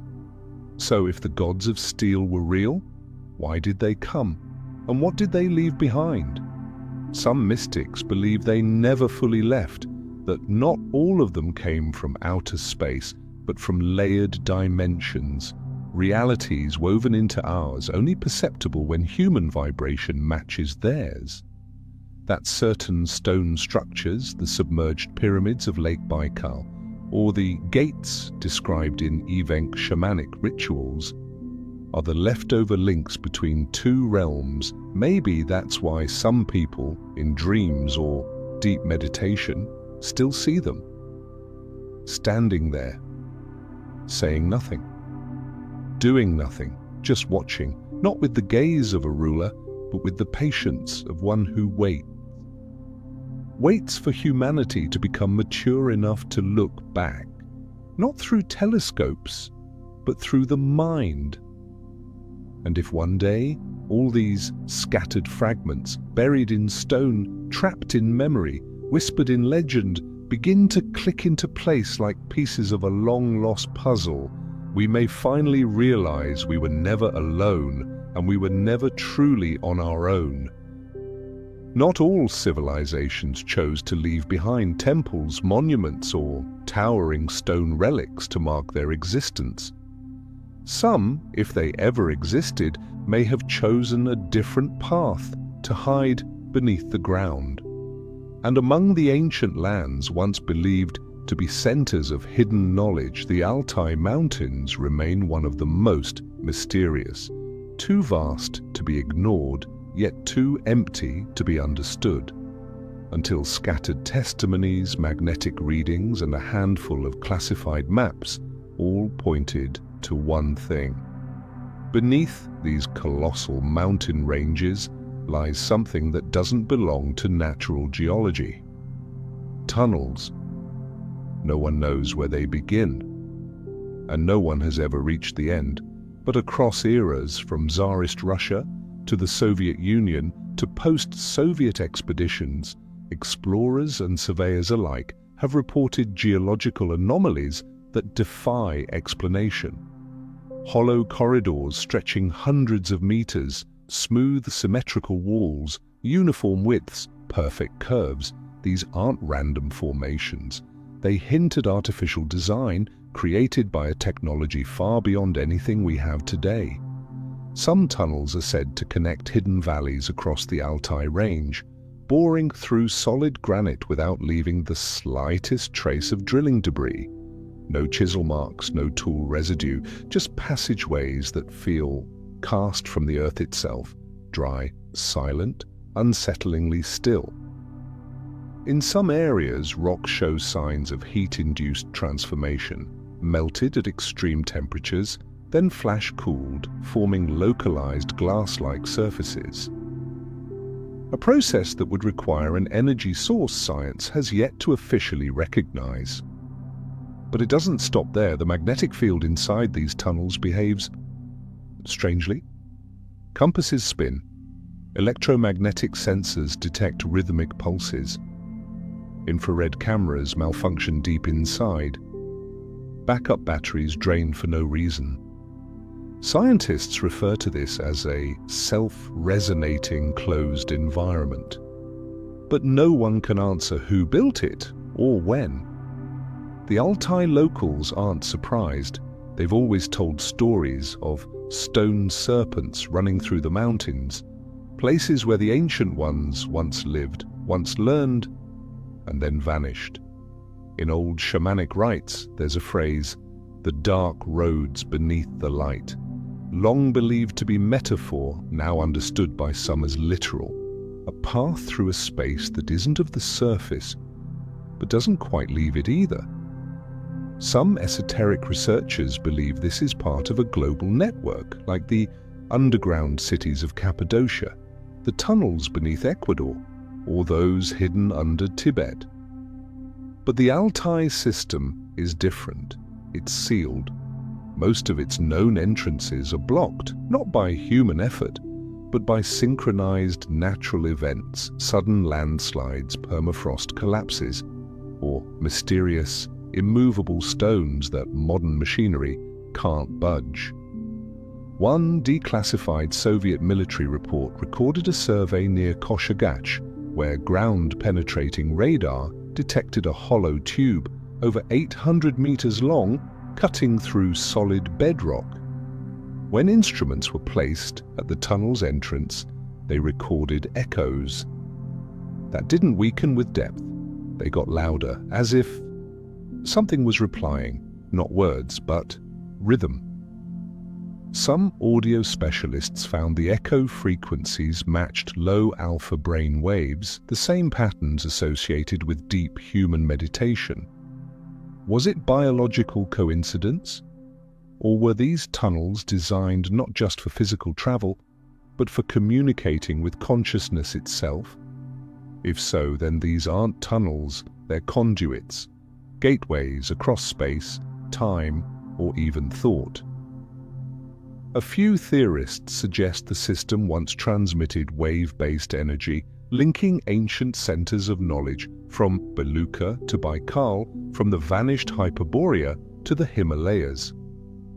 Whatever the truth is, the network may not be fully dead. Some deep-frequency monitors still pick up pulses. Some mountaineers report strange hums when placing an ear to the earth. And if we're tracing the arteries of a forgotten civilization, then Altai isn't a ruin. It's the wiring, the conduit, a buried vein in a planet that may once have been alive. And if there were tunnels, then above them the ancients may have left markers, not with signs, but with towers. Not towers of light, not satellite antennas, stone, still standing across Tanu Ola, broadcasting in a frequency we can feel but cannot measure. Stone antennas transmitting and receiving even now, long after we forgot how to listen. But maybe they were never turned off. The locals don't call them stone pillars. They call them keledig, those who stand still to listen. They're not symbols, they're not shrines, they're functional. At least that's how the oral tradition describes them, as listeners of the earth. No one in living memory built these towers. They've simply always been there, unmoving, weather-worn, but strangely reactive, not to time or temperature, but to something else entirely. Magnetic fields, frequencies, and sometimes people. The stone towers of Tanu Ola typically stand between 2 and 5 meters tall.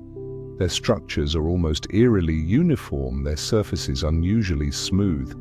They appear alone or in groups of 3 to 7, spaced apart with mathematical precision. From above, LiDAR imaging reveals their placement forms geometric patterns, rosettes, spirals, even perfect hexagonal grids. They resemble sound waveforms or crystal lattice structures. Archaeologists, unsure what else to call them, label them undefined megalithic relics. A definition that says nothing. But geophysicists and electromagnetic researchers have started to take notice. When placing electromagnetic oscillation sensors near some towers, they detected extremely low frequency, ELF, waves recurring but not synced with Earth's natural geomagnetic cycles. These frequencies don't interfere with electronics, but they do interact with biology. EEG scans have shown that people standing near certain tower clusters begin to exhibit synchronized brainwave activity, alpha waves, calm, meditative, as if the human mind somehow starts to resonate with the stone. So if the stone is transmitting a frequency, who designed it and why? A controversial theory has emerged. These towers weren't built as static monuments, but as biological transmitters, not for radio, but for living data, for thoughts, frequencies, energetic instructions. According to this idea, Tanu Ola was once a node, one of many in a prehistoric energy grid that spanned the globe, a system that connected Beluga, Putarana, Lake Baikal, even the Himalayas. But if that's true, what was being sent through them? A planetary system for regulating the biosphere, a call and response signal, a symphony between Earth and something not of Earth? In 1984, a rare Soviet research report measured the tower's spectral output and recorded harmonic oscillations of unknown origin repeating on a 9-minute cycle. There was no explanation, no follow-up. The report disappeared after an internal censorship sweep. Only a few sentences survived, copied by a student intern. Years later, that same student returned to the site. He said that every time he neared the towers, he felt his body being recalibrated. Not pain, not confusion, just a strange sensation. My heartbeat slowed, he said, and my mind no longer felt the need to ask questions. Maybe the most unsettling possibility isn't that these towers were once active, but that they still are. And if they're still transmitting, who's receiving, who's sending? Or maybe Earth itself is the entity, and these towers are nerves stretching upward through the crust, antennas feeling for imbalance, sensors registering that something, somewhere, has fractured.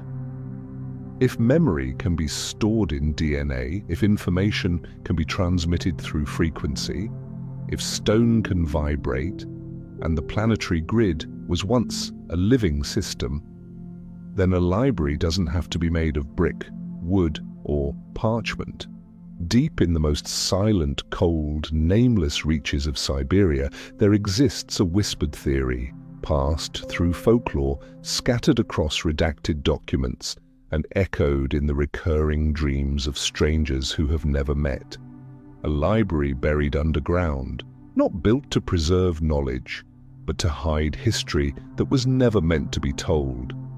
Among the Yakut, the Evenk, and other indigenous groups spread across Siberia, there's an old warning. There is a place you must not seek, because to find it does not mean to understand it. They don't call it a library, they simply say, it is where stone can read and ice can remember. And those who enter it, if they ever return, come back with eyes that no longer look the same, as if they've lived multiple lifetimes, or worse, seen everything. In the late 19th century, a Russian geological survey near Irkutsk recorded something unusual. Miners, digging into ancient limestone, encountered perfectly symmetrical circular chambers, tens of meters deep. The walls were lined with stacked stone slabs like shelving. No organic material was found, but at the center was a solid black stone, smooth as glass, cold, polished. But the reflections it cast were slightly off. Light bent around it, shadows twisted. Some workers became nauseous, others lost their sense of direction. A few broke into tears for no reason. The site was quickly sealed off. It vanished from all future mining maps. From there, the legend of a stone library spread through European occult circles.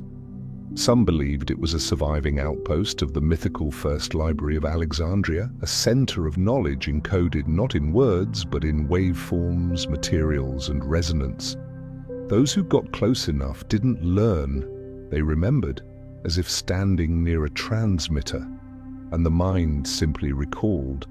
Mainstream science rejected the idea, but it still couldn't explain certain anomalies, electromagnetic fields that fractured unusually structured stone formations, and signs of artificial chambers too deep to have been made by any known civilization. In archived Soviet military diagrams from Stalin's era, several sites were labeled with the cryptic phrase, "information field instability." No scientific definition exists, but the phrase appeared over 10 times, always in the same sector of southeastern Siberia. So if such a library was real, who built it? Ancient humans? The Denisovans? Or something older than evolution itself? And if one day the ice melts, the earth splits, the stone towers transmit the right signal, and the gate reopens, then the first thing we find may not be knowledge. It may be a guardian, not living, but not quite dead. Evenk legends describe them as the faceless ones, draped in shimmering armor, motionless in the snowstorm, vanishing the moment they're seen. They call them by a simple name, the ones in silver. No one knows what they are, but those who've seen them never question again whether we're truly alone. It wasn't just once, and it wasn't just one person. Stories of them have been surfacing since the 19th century, recorded in the journals of Siberian survey expeditions, whispered in Evenk and Yakut oral traditions, and noted by nomadic Kazakh herders in the Far East. The descriptions don't always match perfectly, but the pattern is always there. Taller than any human, upright posture, clad in fabric or armor that glinted like metal. A face too vague to describe, standing motionless in the snow, unaffected by wind or cold, and always in the middle of a snowstorm. Some saw them from a distance, dismissing it as illusion. Others encountered them up close, only for the figure to vanish the moment their eyes met. No flash, no sound, just a thick fog that suddenly congealed and then dissolved, leaving behind a heavy stillness in the chest, like waking from a dream that didn't belong to you. In 1956, a Soviet geological team reported witnessing a sourceless light during a 2 a.m. storm. Temperatures were far below freezing, yet instruments recorded a sudden rise of nearly 5 degrees Celsius in one spot. Right in the eye of the storm, no aircraft, no lightning, just a shifting form like a body made of metal gliding through the mist. The report was classified, but one engineer remembered. His mechanical wristwatch stopped the exact moment the figure passed, and it never worked again. Science tried, as always, to explain light refraction through ice crystals, neurological disturbances from oxygen deprivation, extreme polar meteorology. But as with so many anomalies, the sheer variety of attempted explanations only weakened the foundation of them all. Because if it's just hallucination, why does it repeat across regions, across centuries, with such eerily consistent details? Some fringe scholars suggest the silver ones aren't biological beings at all, but the projected forms of a non-physical intelligence, one that can adjust its waveform to appear at the boundary between physical reality and human consciousness. And when snowstorms erupt, disrupting electromagnetic fields and clouding all sight, those boundaries become thin. For just a moment, certain doors open, and what steps through isn't here to talk, it's here to check, to observe, as if returning to a place it once knew, long before we ever learned how to record memory. There's an old Evenk legend that says, "In the coldest season, when snow breathes in clouds, the people of light return to see if we still remember. They do not speak, they only stand, and if no one recognizes them, they leave, taking with them a piece of memory that will never come back." A poetic tale, but one that carries an unsettling weight, because the real fear isn't that the silver ones are coming, it's that they once belonged here, and now they return only briefly, like echoes from a chapter never written. So where did they come from? Were they the gods of steel from the sky that appear in ancient myths? Are they the guardians of energy gates slowly reopening beneath the ice? Or were they the last ones to enter the buried library beneath Siberia? And if the silver ones are a sign, a test, a warning, then those who've seen them have come to the very edge of another layer of reality. A layer that perhaps certain Soviet expeditions once reached and never returned from. There were no official disappearances, no reports of accidents, just silence. Files were marked inaccessible. Names quietly vanished from systems. Communication equipment was retrieved and labeled damaged. In some cases, family members were told not to speak publicly. Draft articles were pulled from newsroom archives. Test footage was overwritten. And the people? No graves, no funerals. One of the most striking cases happened in 1982.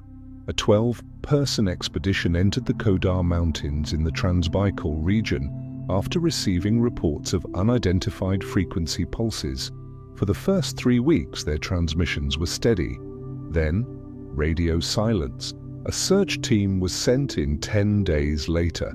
They found the campsite intact, equipment still running, but no one there. No signs of struggle, no blood, no footprints leaving the site. Everything was in place, even a kettle of water still warm.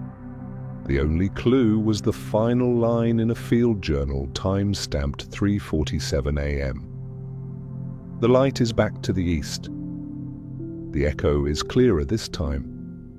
The rock pulse is faint. We're going deeper. If we're wrong, this may be the last. No one knows what the light was. There was no further description. Explanations followed: subsurface collapse, sudden weather, mass psychogenic episode. But if that's the case, why were all systems untouched? Why was there no seismic data? And why did an internal security unit arrive afterward, not to rescue but to seal the area for 3 months? This isn't an isolated story. In northern Tunguska, a team of young biologists vanished in 1966. A civilian archaeological group near Lake Labinkir went missing in 1973. In 1991, an international expedition reportedly disappeared near the Lena River, though no record of their arrival was ever published. There's always a quiet gap between the number who leave and the number who return, and no one ever explains it. Locals call these regions the open lands with no voice. They believe that when someone crosses a certain invisible threshold, they don't die, they simply stop belonging to this world. They aren't said to be lost, but kept. As if Siberia itself is a sentient being. And some people, it simply chooses not to let go. The Evenk tell of the keepers of the threshold, formless beings who appear when someone gets too close to one of the ancient gates never meant to open. They don't attack, they don't speak, they simply show up. To remind us, not all knowledge is meant for us. Researchers studying these disappearances began plotting the incidents on a map. And the result? They weren't random. They formed lines, paths that traced magnetic anomalies, unidentified stone towers, sealed artifact sites. And in the spaces between these lines were military-marked zones labeled inaccessible due to technical conditions. No further explanation, no details, just a boundary line and a warning not to cross it. As researchers dug deeper into the center of those strange alignment points, one name began to surface again and again in the reports: the Lena River. This vast waterway, stretching more than 4,000 kilometers from Lake Baikal to the Arctic Ocean, has long been seen as the biological and geographical artery of Siberia. But perhaps beneath its frozen waters and icy sediments lies more than just layers of ancient geology. Maybe at the river's deepest floor, part of our history was buried, not by time, but by decision. For years, radar imaging and subaquatic surveys of the Lena have revealed odd anomalies, straight lines, precise angles, and evenly spaced stone steps appearing in scattered areas along the riverbed, especially near the remote northwest reaches of Yakutia. Sonar scans at depths of over 40 meters have revealed massive flat stone blocks arranged in terraces or column-like formations that do not match the natural geology of a riverbed. At first, the assumption was simple: ancient rock formations or collapsed land masses. But in 2004, a research team digitally reconstructed a section of the river floor. And what they found was harder to dismiss: perfect symmetry.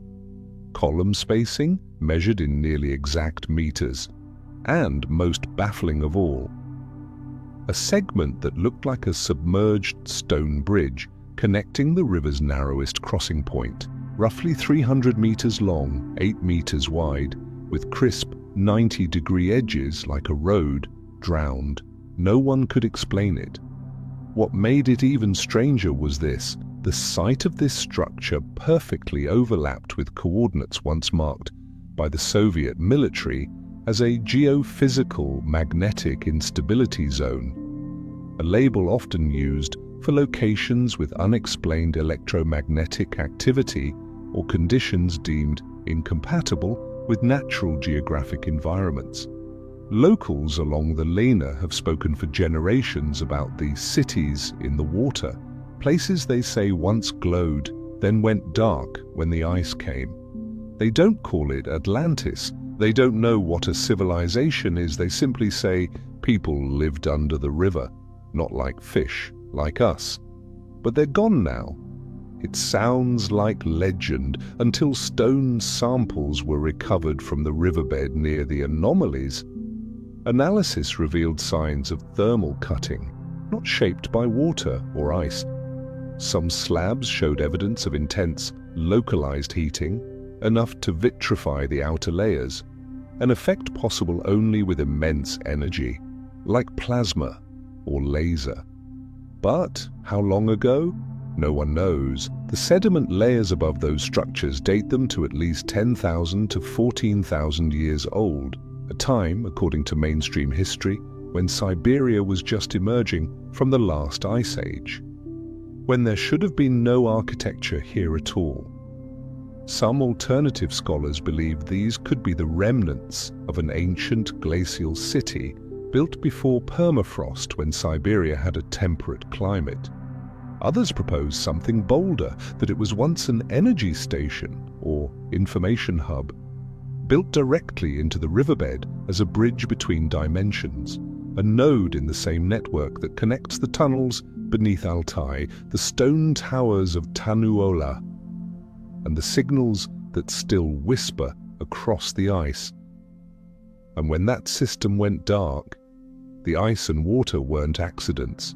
They were released to seal it shut. Across all the archaeological, geological, and biological anomalies scattered throughout Siberia, from the buried metal domes in Yakutia to fossilized artifacts embedded in prehistoric stone layers, to geometric structures beneath Lake Baikal and energy-emitting stone towers in Tanu Ola, one strange pattern keeps surfacing. There is no evidence that humans ever built them. No tool marks, no signs of habitation, no cultural debris. It's as if these things were simply placed, fully formed, then left behind. Some metallic artifacts uncovered in Irkutsk and Shoria are composed of alloys unknown to modern industry, featuring micro-mechanical structures with atomic-level precision. They were embedded in rock layers dating back hundreds of millions of years, forcing skeptics to dismiss them as hoaxes. But when top laboratories found no signs of forgery, another possibility had to be considered: that something non-human was once present here. Something that didn't fit into our timeline or our evolutionary framework. It wasn't just about artifacts. Some locations held carved stone patterns with advanced mathematical properties, four-dimensional projections, fractal geometry, non-Euclidean ratios. In the Verkhoyansk Mountains, towering stone columns are aligned to the Fibonacci sequence. In a cave in southern Altai, spirals are carved in synchronization with gamma-wave frequencies. This isn't art, it isn't faith, it's code. Some suggest this may be the lost legacy of a northern Atlantis. Others speak of the Denisovans, a species that evolved in parallel to us, but far beyond us. But the most compelling theory, increasingly difficult to dismiss, is this. A non-human intelligence once operated in Siberia, a life form with biology, cognition, and technology, unlike anything we know. These beings left no graves, no visible cities, no surviving language, but they left behind evidence of their ability to manipulate matter, energy, even magnetic fields, in ways we still can't comprehend. Researchers who proposed this idea were pushed to the fringes of academia, but the evidence never vanished. Military instruments once recorded subterranean frequency pulses beneath Siberia, rhythmic, stable, and unlike any known natural source. A civilian radar station in Yakutsk once detected a consistent signal for 27 days straight. Then it stopped, as if someone or something below had been trying to send a message, and then gave up. If all these fragments, the stone towers, underground tunnels, fossilized machines, the submerged bridge beneath the Lena, if they all fit together, then we are forced to confront something deeply unsettling. Humanity may not have been the first intelligent species to master technology on this planet, and we may not be the most advanced. Siberia, or with its buried domes, its explosion without impact in Tunguska, its unexplained signals from deep underground, and its faceless beings in the snow, may be safeguarding a blueprint the world was never meant to see. No other place on Earth holds so many overlapping layers of mystery. Archaeology, geology, biology, meteorology, physics, and memory. All of it coexisting. All of it silently unconnected, not because of a lack of data, but because the connections are too terrifying to accept. And so it has been hidden.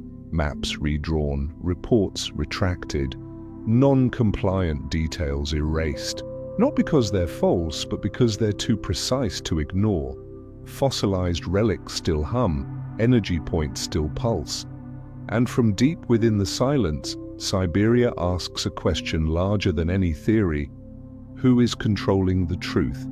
Is it the very institutions that funded the expeditions only to bury the results? Is it history itself, shielding us to maintain a narrative we can live with? Or is it simply the oldest human instinct, to reject anything that lies beyond language and understanding? Siberia has never needed to speak. Its existence alone is enough. A blank space between the map and the mind, a whisper that truth cannot stay buried forever. And when the last of the ice melts, when the final stones crack open, and when the same stories are repeated enough times to no longer be called coincidence, we may discover that what's waiting to be decoded isn't just a lost civilization, it's us. Because the final question was never who were they, it was always what did we forget on our way to becoming human?